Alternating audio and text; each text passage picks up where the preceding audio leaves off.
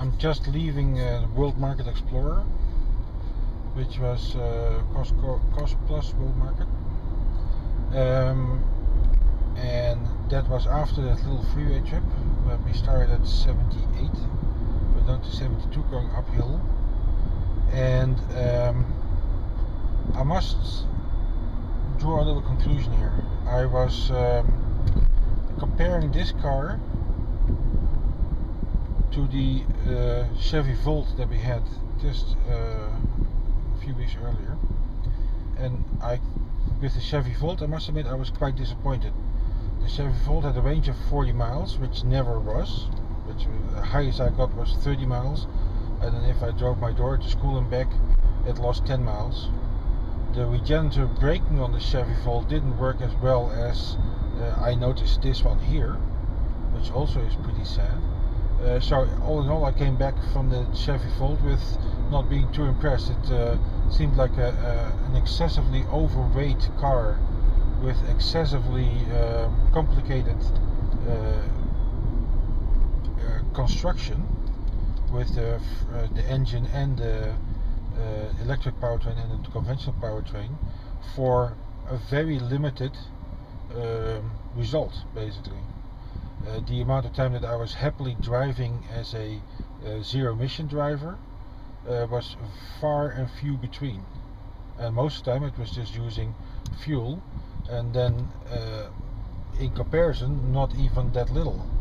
I was floored when the Chevy Volt started out at 77 miles a gallon average, and after a little bit of mileage the Chevy Volt averaged for me at 33, and 33 or better I can do in most small vehicles these days, and the Chevy Volt wasn't bigger than small vehicles, so it didn't strike me as something that I would really be into buying.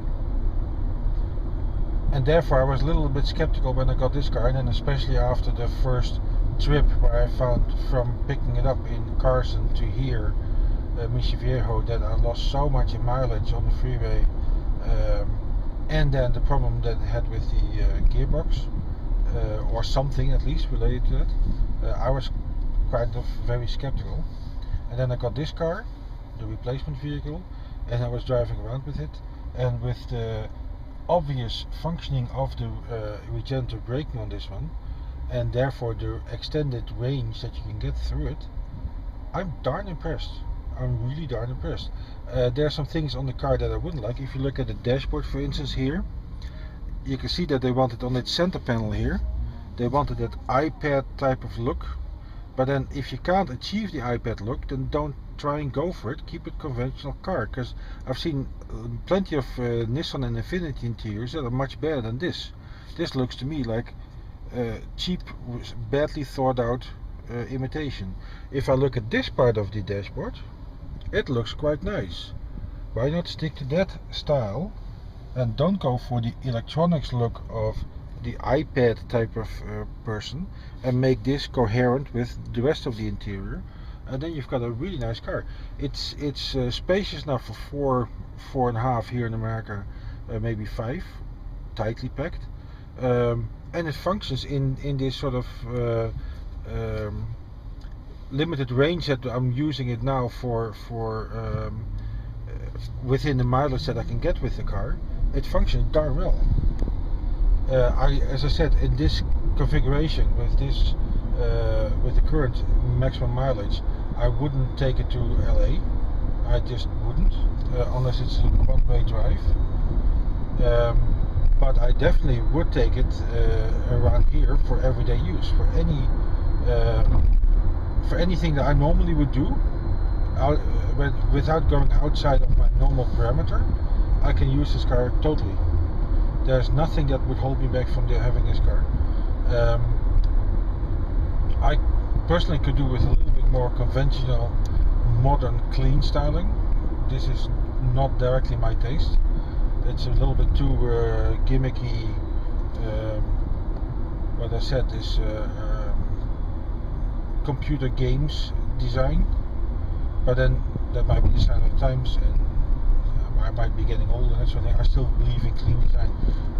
Aside from that, the functionality of this car for say urban travel here, if you live inside a city, or if you have, or if they would increase these power outlets, charging stations here dramatically, this car would be a really miracle thing to do. If you then get the charging times to go even quicker, it's a really good car. It's a really solid choice, especially with what you get as government compensations for it, so your end price is not bad at all. You got quite a good car. The quality is darn good, and as I said, it's so nice and quiet. If there's a button that I can switch that whistle off with, I would really appreciate that, because I really hate that whistle, and I don't like that sound that comes on when you put it in reverse to warn pedestrians that you're actually reversing. That sounds to me like the ice cream van that's driving around here, and that is intended to lure little children to your car, and I don't want that. If there should be a warning sign, that should be a warning sign, and not something really kid-friendly. First of all. Secondly, I don't think I need a warning sign. Well, I'm not a big truck, I can look around me. I have that little mirror camera in the thing anyway, so I don't need to have that. So can I please switch it off? Can I please switch off the whistling sound? And this car is ideal.